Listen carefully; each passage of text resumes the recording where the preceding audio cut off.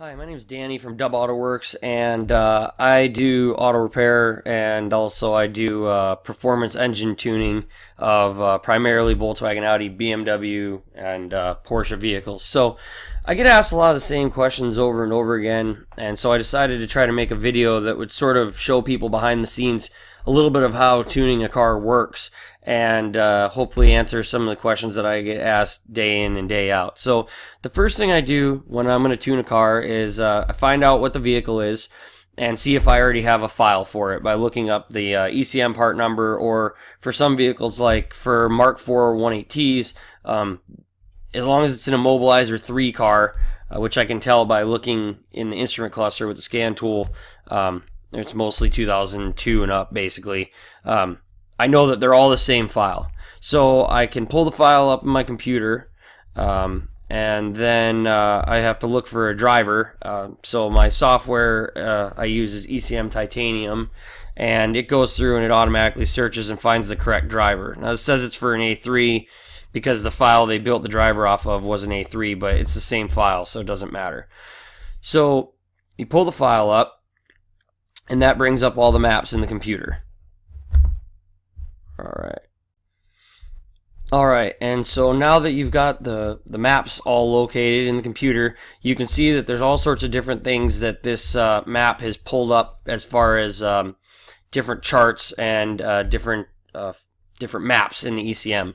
And changing them changes what your ECM does. So you see we've got requested engine load, we've got RPM limiters, spark advance, we've got air-fuel ratio here, it's requested lambda, we've got things that deal with boost, and then we have things for emissions, and then some other things that have to do with the load rating and the requested load. So what the engine computer basically does is it has a couple limiters that stop it from overboosting. So you've got a limiter here, and you've got a limiter here as well, and basically these are more or less what set your boost from the factory. So if you go in and you max these out, now I can change the boost, and it allows it to do, you know, in the confines of what I want it to do, or what the ECM will let it do. It allows it to raise the boost. And so basically what the engine computer does is it looks at the air-fuel ratio that you're trying to hit, and you can see on this stock map it's tuned for about 14.7 to 1 almost all the way across the ECM and the like the load range. So above, you know, 98% power, it's finally looking for something a little bit more rich than 14.7 to 1, but it's not much more rich. It's only about 13 or 13.5 to 1. I'd have to look at a chart to tell you exactly. But so basically, people want to know, well, how do I know what you're doing is safe? Well, your stock engine management is tuned for 14.7 to 1.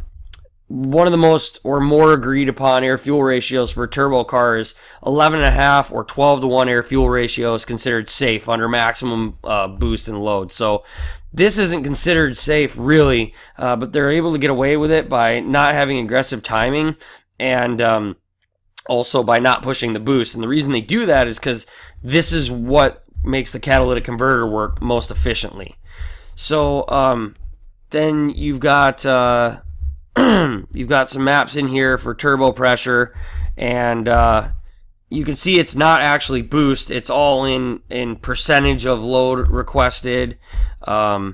You've got, let's see, this turbo pressure map here is you know, a random, or not random number, but a number that you know, ranges from 0 to 2600 or 2560, but you'll see it's not really boost. Now there's numbers up here that have to do with boost and RPM, and I can tell it, you know, above this range I want you to hit 2000, and oh, weird, it didn't let me do it.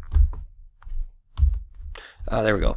But that doesn't necessarily mean that this is going to be, you know, 14 psi. So you got the 1000 millibar for atmospheric pressure, and then the second 1000 millibar or 14.7 psi would be boost.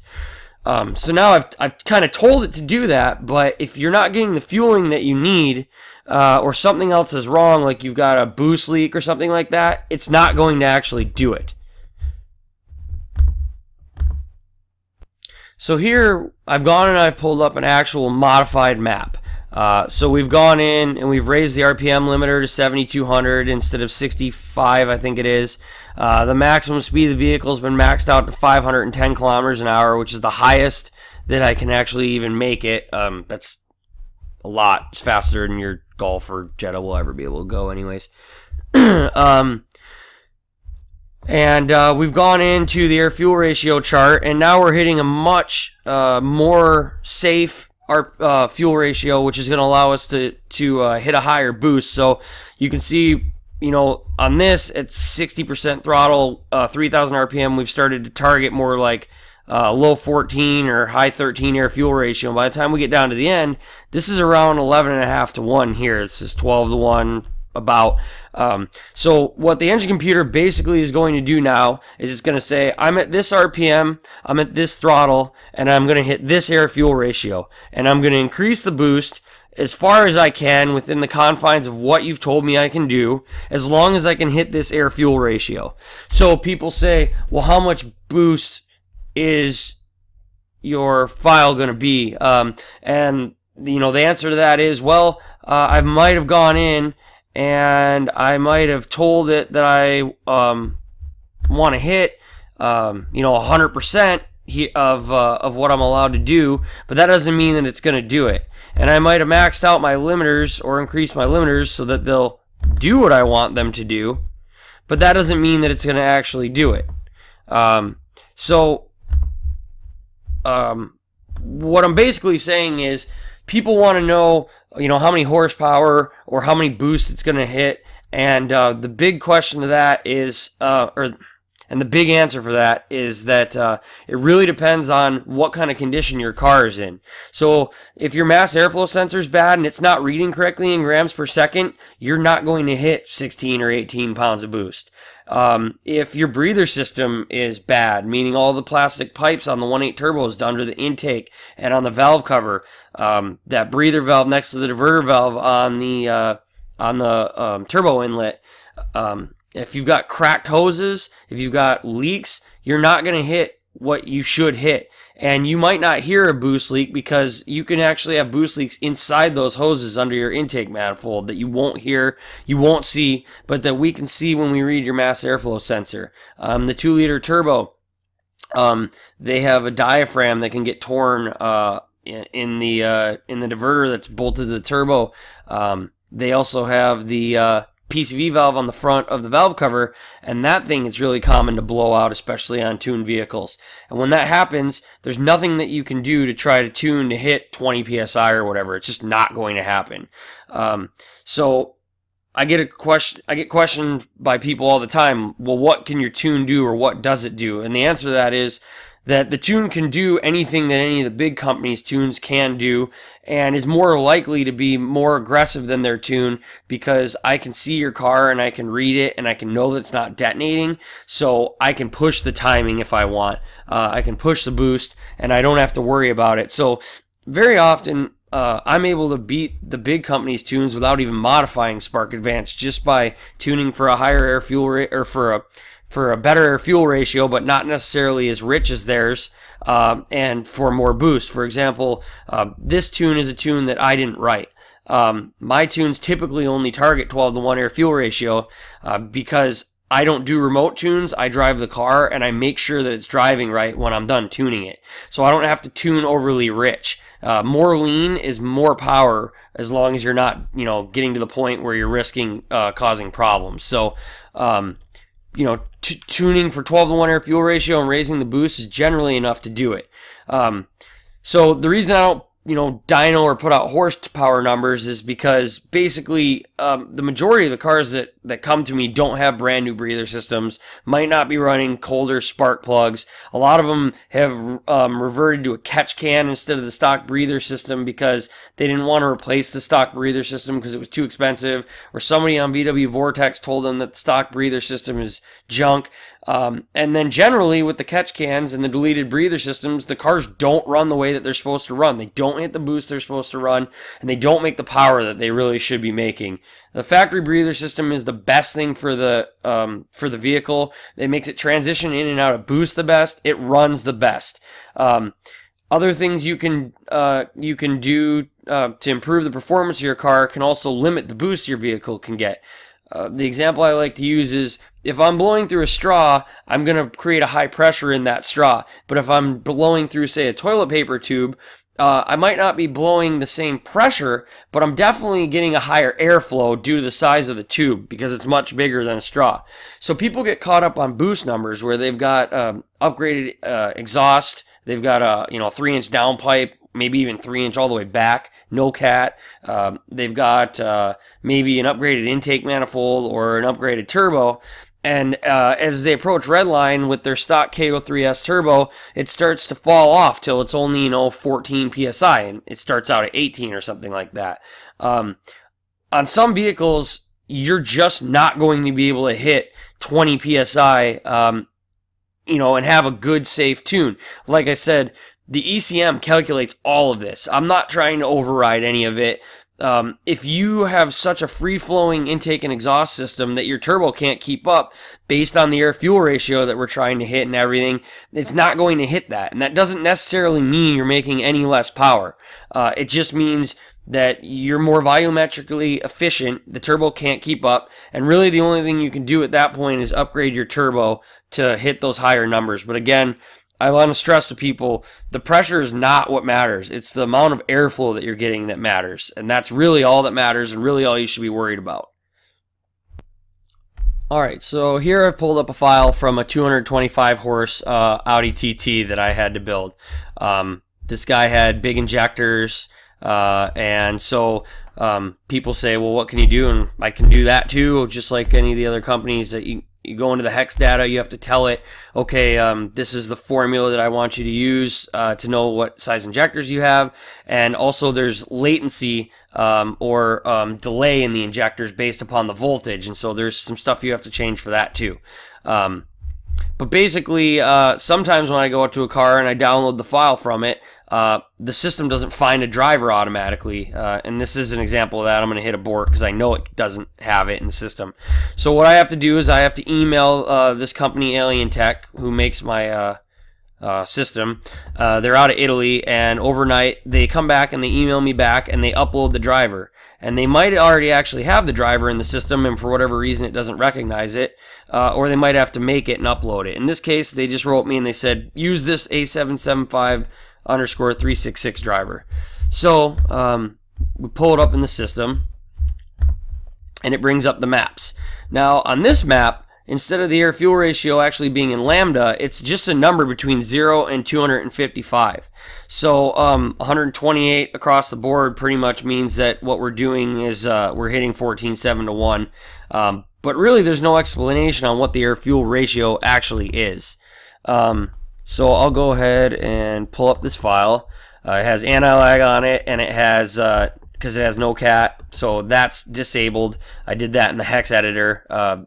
And then it says here that I did 440cc injectors. So what I did on this car was I had to go in and I had to up the fueling until I got it to where I wanted. And as you can see here, I increased it to 200 above 75% throttle, and that hit 12 to 1 air fuel ratio. So this file in particular, this car hit about 25 pounds of boost and 12 to 1 air fuel ratio, which I feel really good about. It ran great. It was fast. I actually had tuned over one of the big companies that I used to install tunes for, Tunes, and this tune made more power, and it was plenty safe. And the guy was really happy with it because now he has anti-lag, which that other company didn't offer. And everything turned out really well. Again, you can see in here, boost is not an actual boost number. It's a number that goes between 0 and 65,000. And so over time, you figure out what all these numbers are. And so 21,000 in this ECM was enough to hit about 25 PSI at full throttle. But again, if his breather system's out of shape or something, he won't hit that. Alright, so hopefully I've cleared up a lot of the confusion about performance tuning. And to answer a lot of people's questions, how do I know that what you're doing is safe? Well, your stock air-fuel ratios are targeting 14.7 to 1 or 14 to 1, maybe 13.5 to 1 if you're lucky. What's considered safe is about 11.5 or 12 to 1 air-fuel ratio.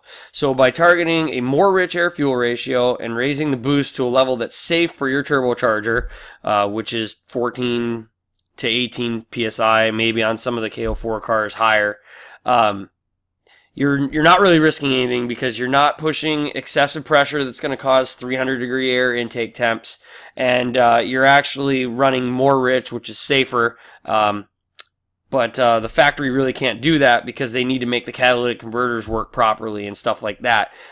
They have to worry about emissions stuff. Not saying that the cat can't put up with it. In fact, a lot of people do have catalytic converters with these tunes.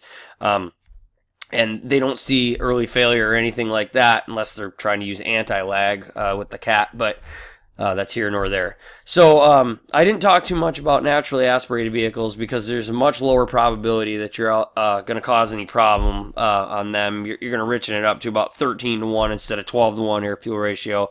You're going to bump the timing, and then you're going to read it and make sure it's not detonating. I can do those. You know, you don't see as much of a gain, but it's possible. And getting rid of some limiters and stuff, people think is still really beneficial. But hopefully I've lifted some of the veil off of it for you so you understand what's happening and you understand that it's safe. I normally charge, well, my real price is $200 instead of the $600 that a lot of places charge. And I have a money-back guarantee. There's only been one person that's wanted that, even though I frequently tune over other companies' tunes.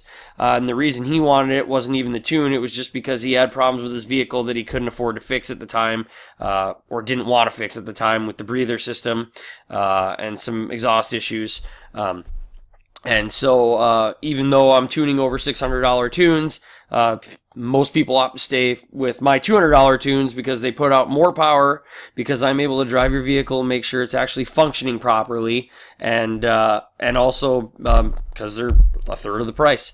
I very often show up and tune a car and then, you know, free of charge basically tell the customer, you know, your breather system isn't quite right, or your mass airflow sensor looks like it's reading a little bit low, or I think maybe I hear a leak here, or your fuel pump doesn't feel that strong. You might want to look at upgrading that. And so, you know, very often I actually help fix the vehicle and make it run even better than it ran when I showed up to do the job. And that's something that you don't get with the big tuning companies or some of the other tuning companies that maybe specialize more in performance instead of how I've been doing repair for, you know, 10 years.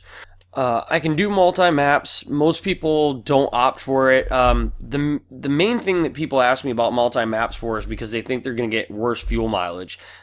Most people don't see that. And the reason is because the maps aren't edited below about 60 or 70% throttle. So when you're driving conservatively, you're driving in the part of the tune that is still stock. Your air-fuel ratios haven't changed. The boost you're calling for hasn't changed. The timing hasn't changed. So the only reason you will get worse mileage from one of these tunes is from driving more aggressively. Now, very few people actually will report an increase because they drive so conservatively that extra little bit of power makes it so they don't have to keep their foot in the throttle quite as long to get to the speed they're trying to get to. But the majority of people will probably see about the same or a decrease from just beating on it more, and that's just the way that it is. After people figure that out, they generally just stick with the single map because of the cost. The only other real reason you'd want to go with multi-maps is if you had a car that was like a big turbo car, meaning like a GT35 or something, where it makes a crazy amount of horsepower and it's pretty much undrivable in the rainy weather that we get here in the Northwest. And then maybe you'd want to have another map that was of lower boost level. But by and far, that's not really what people are looking for. Even on some of the V6s and V8s, I've even had people ask me to lean it up or restrict performance a little bit in the bottom end, because or so that they can get better mileage, basically. And I can also do that. And I've even had parents actually ask me to limit the speed of the vehicle lower for younger drivers so that they can't do 100 miles an hour. And for parents that want that done, I can do that too. I can knock the limiter down to 80 miles an hour or something like that, so your kid's not out street racing the thing or whatever. So if you're looking to get a tune done in the Seattle area, I've even driven down to Portland and lined up a few tunes before. Then message me on Facebook under at Autowerks, or you can message me here on YouTube, or find me at Danny Maiorani. That's Danny Maiorani on Facebook, and send me a message, and I'd be glad to see if I could help you out.